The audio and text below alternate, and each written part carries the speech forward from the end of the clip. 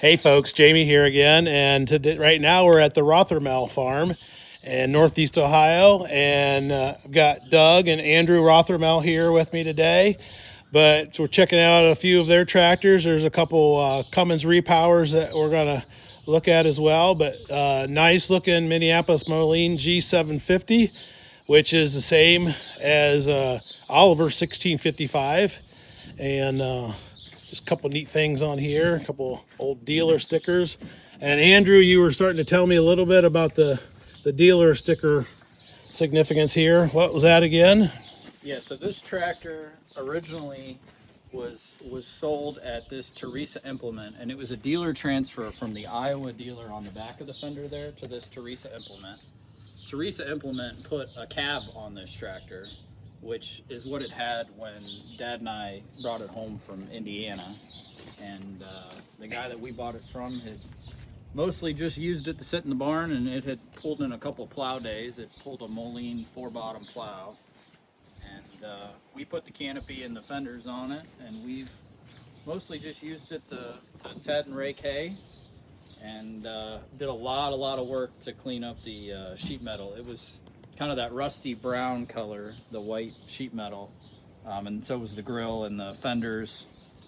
So did a lot of work to the sheet metal to kind of get it where it is.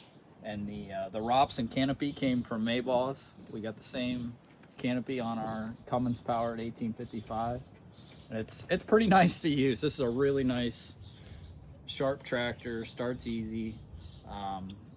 The G750s, so there's production numbers. I've seen 177 and I've seen 211, but I have seen there's only 126 diesel, so it's one of 126 diesel. And it's pretty straight, original tractor, starts really good. Actually, it's our best starting 1655. We got a couple of them. Yeah, Andrew just had me top on it to back it out of the shed here, and it's probably in the 60s here today in Northeast Ohio, but hit the key and give it a little preheat, and it fired right up instantly. That's a nice one for sure. Let's talk about the 1080 Massey. So the 1080, I think Dad bought it when I was probably 15 or 16. And we bought it originally as our kind of big tractor. We have a little John Deere that's a smaller tractor, so we used it for baling and disking. And I would say over the course of the last decade plus, it's done a lot of work on this farm, and we've really not had to do a lot of work to it. We've done the brakes on it, and we've done some little odds and ends, but it's just been a real workhorse. It's got the Perkins 4-cylinder 318 engine in it. You can see it's pretty heavy tractor. Look at them rims. Oh yeah. When we bought the tractor, and this is a good sign of how much we've used it. When we bought the tractor, it had brand new tires on it. There's been a little tire wear happening Yeah. on that to go from brand new. Yep. And somebody had clearly done some work to it before we bought it, but it's a really straight tractor. I mean, these 1080s, it's hard to find them real straight. And this is definitely a nicer one for sure. Yeah, this is a good looking tractor. Very nice.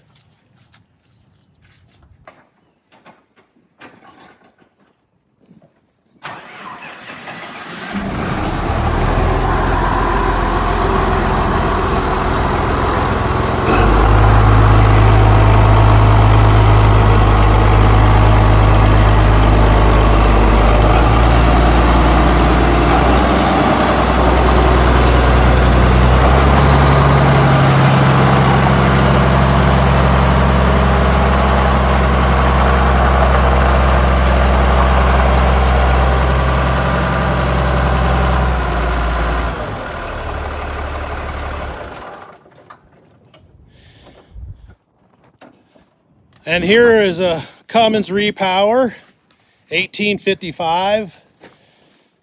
Now that is a loader tractor right there, folks. So Andrew, who did this Cummins conversion for you, and about how long ago was it done?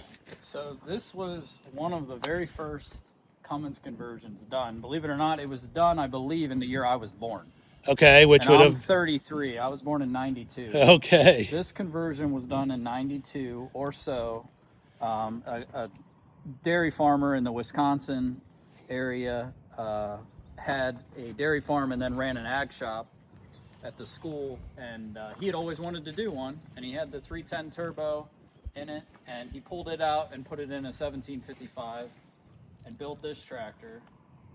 The interesting thing on this is this tractor's motor came brand new. It's a brand new industrial motor from Cummins Great Lakes. And I have some literature on it as well. So it was put in with 0 hours on it, and he actually put it all in, set it to 113 horsepower. It had no turbo on it at the time, and then ran it for a month, and then took it all apart and checked everything over and put it back together. And I believe just since they put the Cummins in it, they put almost 4,000 hours on it. Oh wow. So it was used as like a mid-sized dairy farm tractor. He said they didn't use it to grind feed. They didn't use it for heavy tillage. He said it was a silage blowing tractor, and then they used it because it started so well. He said this tractor could start well below zero without needing any help. You know, he said it was just such a reliable tractor to use in the winter.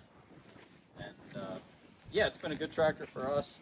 We bought it with a white loader, sold the loader, and then later we switched our hay operation to a grabber accumulator system. And this tractor has the best hydraulic system of any of our tractors. So we put this loader set up, and then we added the canopy, which came from Mayboss. I got a set of duals for it as well. And yeah, it's pretty straight tractor. I added a turbo to it. We put it on the dyno, and we set it at about 125 or 130. But I mean, it never smokes. Even with a 20-foot disc, you never really know it's pulling anything. Yeah, that is a beauty right there, folks. It's been repainted. Been repainted. Yeah, the guy I had bought it from in Wisconsin, which he was the second owner. The original owner was from Iowa. He repainted it, and it looks okay. I mean, if you get up close to it, it's nowhere near perfect, but it's a sharp looking tractor. That's a sharp looking 1855 for sure. And just from my own personal preference, folks, I think any wide frame Oliver should have fuel tender tanks on it. So argue with me or differ, but how cool they look and the style with them. I know they're worth about $500,000 today if you get a good set of them. That's what guys are wanting.